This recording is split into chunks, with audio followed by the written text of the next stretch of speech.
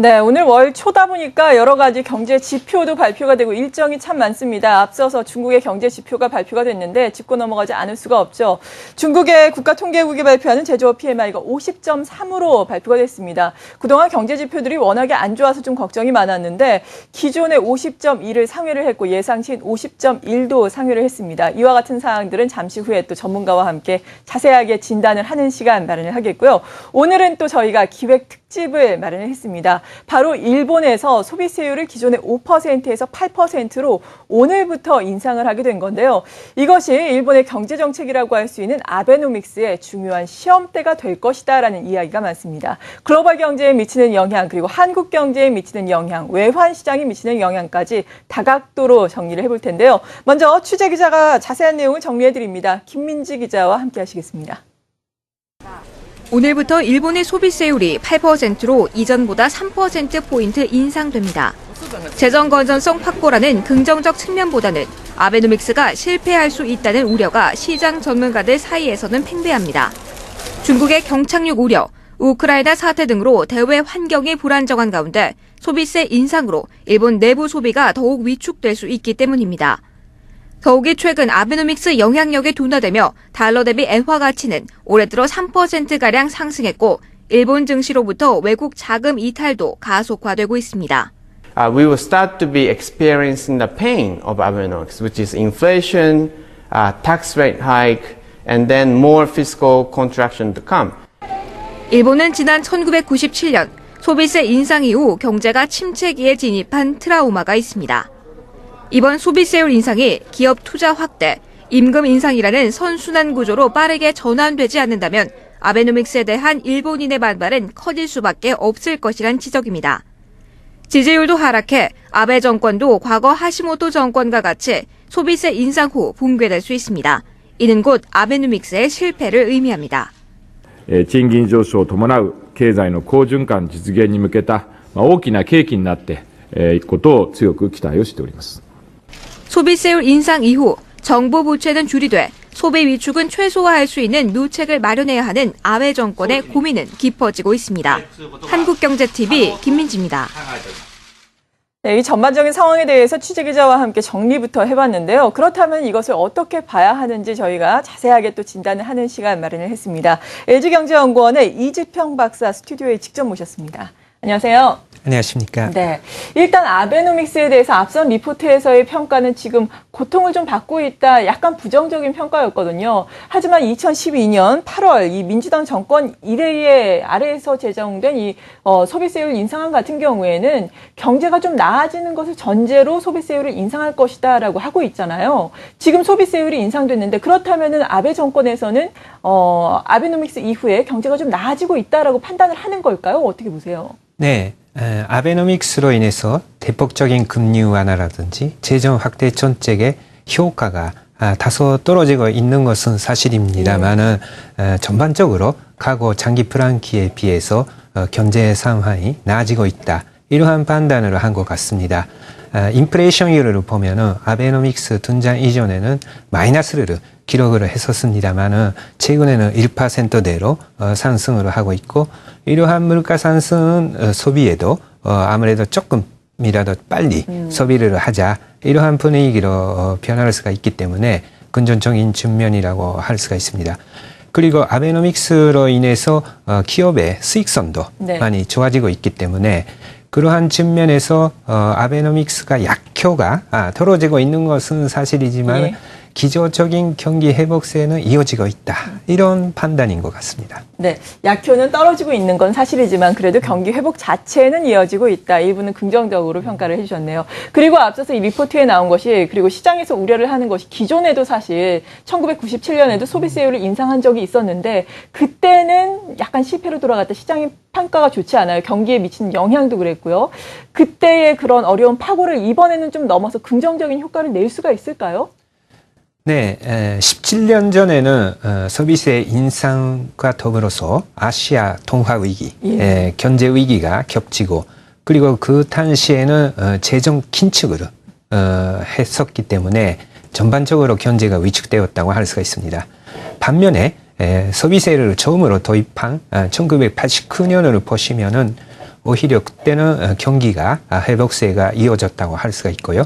이번의 경우에는 89년이 될 것인지 97년이 될 것인지 이제 갈림길에 있다고 할 수가 네. 있습니다만은 전반적으로 아베 정권에서 보완책으로서 5조 5천억 엔의 추경 예산을 책정을 하고 기업의 수익이 개선, 투자 확대로 소폭이나마 이어지고 있어서 특히 고용이 상당히 좀 개선되는 기미를 보이고 있기 때문에 이번의 경우에는 89년만큼 호경기는 아니지만은 그렇다고 97년만큼 경제가 크게 위축되지는 않지 않을까 네. 그러한 판단을 하고 있는 것 같습니다. 네, 그래서 한 중간 정도의 효과를 낼 수 있을 것이다 이렇게 보시는 건가요? 네. 네. 근데 아베노믹스가 시행이 됐음에도 불구하고 앞서서 기업의 뭐 수익성은 괜찮아졌다라고 말씀을 하셨지만 전반적인 수출이 늘고 있지 않다라고 아베 총리가 또 국회에 답변에서 직접 이야기를 했다라고 들었거든요. 이렇게 수출이 직접적으로 증가를 하지 않고 있는 이유에 대해서는 어떻게 판단을 하세요? 네, 장기 추세적으로 일본의 수출 산업이 경쟁력이 약화된 것은 사실인 것 같습니다. 예. 엔저로 인해서 소폭이나마 수출을 회복될 것으로 기대를 했습니다만 결과는 별로 좋지는 않았던 것 같습니다. 전자산업 등 스마트폰 수입이 굉장히 늘어나고 있는 데서 볼 수 있듯이 경쟁력이 약화가 뚜렷해지고 있습니다. 자동차 산업의 경우에는 일본의 경쟁력이 유지되고 있습니다만은 이러한 기업의 경쟁력이 전체적인 수출 경쟁력으로 이어지기 어려운 부분이 일본 자동차 업계에서는 해외 생산을 많이 확대하고 있다라는 네. 측면이 있습니다. 그리고 기타 요인으로서 중국과 일본의 마찰이라든지 이러한 부분이 일본의 소비재를 수출을 하는데 부정적으로 작용하고 있는 것 같습니다. 금년도의 경우에는 세계 경기가 완만한 회복세를 보일 수가 있기 때문에 작년에 일본의 수출 물량 감소했습니다만 올해의 경우에는 소폭이나마 회복되지 않을까 그렇게 보고 있는 것 같습니다.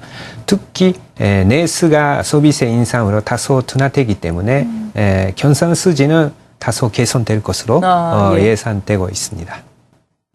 그렇군요. 그리고 일본의 또 다른 문제가 부채 문제라고 들었습니다. 소비세 인상도 물론 여러 가지 이유가 있겠지만 이 부채 문제 때문에 더욱더 할 수밖에 없었다라는 평가도 나오고 있는 상황인데 혹시 이 부채 문제가 일본 경제에 악영향을 미칠 영향이라던가 혹시 폭탄으로 터질 영향이 뭐 있을까 이런 우려감도 있거든요. 여기에 대해서는 어떻게 전망을 하세요? 네. 일본 국가 채무의 GDP 비중이 240%를 초과하고 있기 예. 때문에 이것은 선진국 중에서 최악의 상태고 그리스보다 나쁘다라는 의견도 있습니다. 네. 그러나 일본의 채무는 대부분 일본 국민들 사이에서 분배되고 있기 그렇죠, 때문에 국제의 90% 이상은 일본 투자가들이 보유하고 있어서 그게 보면은 일본 국내에서의 채무와 채권의 관계다고 할 수가 있습니다. 따라서 일본이 앞으로 소비세 인상이라든지 재정으로 건전화시키기 위한 노력에 네. 대한 시장의 기대가 유지된다면은 일본 국제 시장이 붕괴되고 금리가 급등한다든지 초엔저가 발생한다든지 그러한 리스크는 발생하지 않을 수가 있습니다. 그러나 시장의 움직임이라는 게 네. 이제 100% 단정할 수가 없기 때문에 그러한 불확실성 있다고 할 수도 있습니다. 네, 그러니까 다른 나라와는 좀 다른 상황이다라고 보면 되겠네요. 네. 이 국채를 일본 같은 경우에는 대부분 자국민들이 소유를 하고 있기 때문에 다른 나라와 같이 리스크가 터지진 않을 것이다라는 말씀이시네요. 네. 다만 경상수지가 일본이 작년에 대폭적으로 줄었습니다만 그렇죠, 예. 올해는 소폭이 늘어날 것으로 예상되고 있습니다. 이러한 경상수지 흑자가 줄고 일본이 쌍둥이 촉자에 빠지게 되면 예. 그만큼 저축으로 해외에서 조달해야 되는 상황이 되기 때문에 그렇게 되면은 일본 국제 금리가 상승할 가능성이 있다고 할 수가 있습니다. 네. 그리고 공공사업에 대한 대규모 자금을 투입하는 경제 대책을 세웠다라고 들었거든요. 이것의 실효성은 어느 정도나 되겠습니까? 네, 공공 투자에 따른 경기 부양 효과는 작년에 일본 경제가 1분기, 2분기에 4% 이상 성장하는 데 일정한 기여를 했습니다. 네. 올해의 경우에도 5조 5천억 엔의 예산을 편성으로 하고 공공 투자 집행으로 상반기에 집중시킨다라는 아베노믹스의 방향이 나오고 있기 때문에 일정하게 경기를 지탱하는 효과는 있는 것 같습니다. 다만 공공 투자로 인해서 민간 수요가 확대되지 않으면은 결국은 일회성 수요에 그칠 수가 있기 때문에 수술을 하는 데 있어서도 계속 마취만 해서 회복되지 않는 바와 같이 수술을 해서 경제 구조가 좋아져야 되는데 사실은 장기 불안기에는 일본 경제가 계속 공공 투자를 해도 다음 해에는 그 이상으로 투자를 늘려야 GDP 확대 효과가 있기 때문에 민간 수요가 늘어나지 않으면은 경제 회복이 어려움과 동시에 적자가 늘어날 수 있는 그러한 악순환이 발생할 수 있기 때문에 아베노믹스의 민간 수요 확대, 성장 전략이 같이 가야 경제가 회복된다고 할 수가 있습니다. 네, 민간 수요가 회복되는 것이 관건이다라는 말씀이시네요. 아무튼 소비세 인상의 이 피해를 또 최소화하기 위해서 여러 가지 대책들이 나오는데 그 중에서 하나가 또 추가 양적 완화를 실시할 가능성이 높다라는 이야기입니다. BOJ에서 추가 양적 완화를 시행할 가능성이 어느 정도나 된다고 보세요, 일단? 네. 2분기 성장률이 소비세 인상으로 인해서 대폭적인 마이너스 성장으로 기록할 것으로 예상되기 때문에 이것이 3분기에 어느 정도 회복될 것인가에 따라서 금리 완화 정책의 강도가 결정된다고 할 수가 있습니다.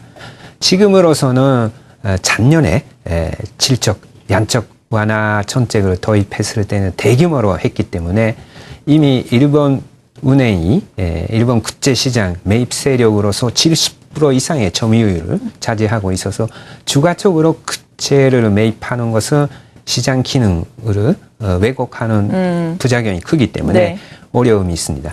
따라서 작년만큼의 금리 완화 정책을 추가하기는 어렵습니다만 일본 경기 상황으로 봐서 소폭이나마 추가적인 금리 완화를 할 가능성이 있고 국제의 매입 한도가 한계가 있기 때문에 뭐 여러 가지 부동산이라든지 아니면 증권 관련 상품의 매입으로 활용하는 정책을 쓸 수도 있을 것 같습니다. 네, 추가 금리 완화가 부동산이라든지 증권 쪽을 통해서 나올 수 있겠다는 말씀이시네요.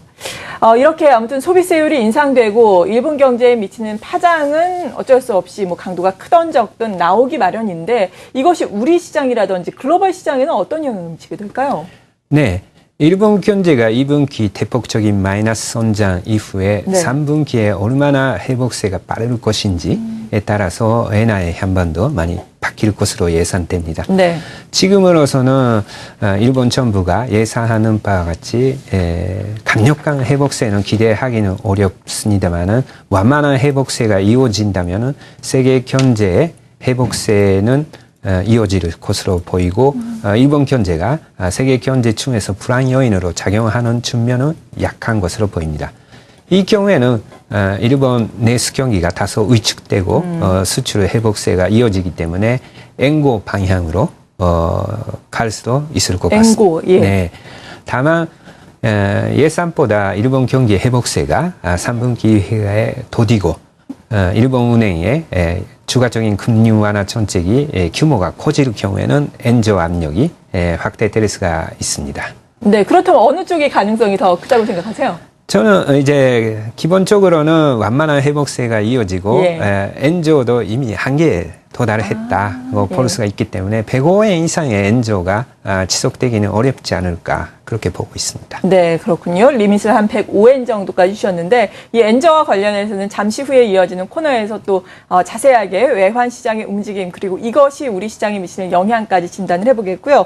소비세 인상 이후에 일본의 어떤 변화들을 살펴야 할지 일본 경제를 읽는 데 있어서 키워드라든지 포인트가 되는 사항들은 또 어떤 것들이 있든지 설명을 해주시죠. 네. 리스크 측면에서는 경상수지 적자라든지 아니면 투자가 회복될 것인지 이러한 민간 수요의 선순환이 키포인트가 될 것이고요.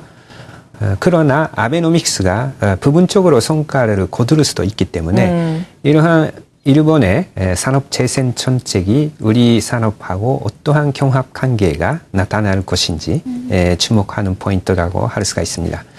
재팬 디스플레이라고 네. 일본의 디스플레이 기업이 대부분 많이 악화됐습니다만은 어제 새로 아베노믹스의 선전 전략을 활용한 정책 스키임을 통해서 산장을 다시 했거든요. 예. 여러 기업의 디스플레이 부문을 합쳐서 기업으로 재생시키려고 하는 노력이 구체화되고 있기 때문에 이러한 부분을 너무 우리가 가소평가하거나 일본하고의 경쟁이 다 끝났다. 예. 이렇게 너무 자만을 하면은 좀 문제가 될 수가 있기 때문에 정책적인 측면이라든지 아니면 기업의 전략적인 측면에서 아베노믹스에 성공할 수 있는 가능성 아니면 정책 중에서 규제 완화라든지 이런 분야에서 우리가 참조를 할 수 있는 부분 기업의 회생 전략 이런 부분을 벤치마크할 필요도 있는 것 같습니다. 네, 말씀하신 것처럼 뭐 디스플레이라든지 반도체라든지 우리가 이제는 훨씬 더 경쟁 우위에 있다라고 많이들 생각을 하는데 자만하지 말고 일본에서는 여기 기업에 대해서 많은 규제 완화라든지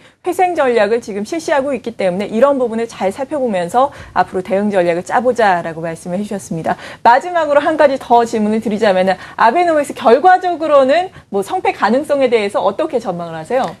네. 아베노믹스가 쉽게 말해서 2% 선장, 2% 물가를 네. 기대를 하고 있습니다만은 절반의 성공, 절반의 성공. 1% 선장, 1% 물가라고 할 수가 있습니다. 그것을 아베노믹스 일본은행이 조금 더 과감하게 무리하게 2% 물가를 달성하려고 하면은 이제 여러 가지 부작용이 커질 수도 있습니다. 네. 올해의 경우에는 소비세 인상도 있어서 물가 상승률이 2% 넘겠습니다만 코어 인플레이션율이 한 1% 정도로 안정시키고 금리 상승 압력을 억제하는 것이 오히려 일본 경제에도 도움이 되지 않을까 그렇게 생각합니다. 네, 지금까지 아베노믹스가 걸어온 길 그리고 소비세율 인상이 미치는 파급 영향 등 여러 가지 요인에 대해서 다각도로 분석을 해봤습니다. 함께해 주신 분은 LG경제연구원의 이지평 박사였습니다. 감사합니다. 감사합니다.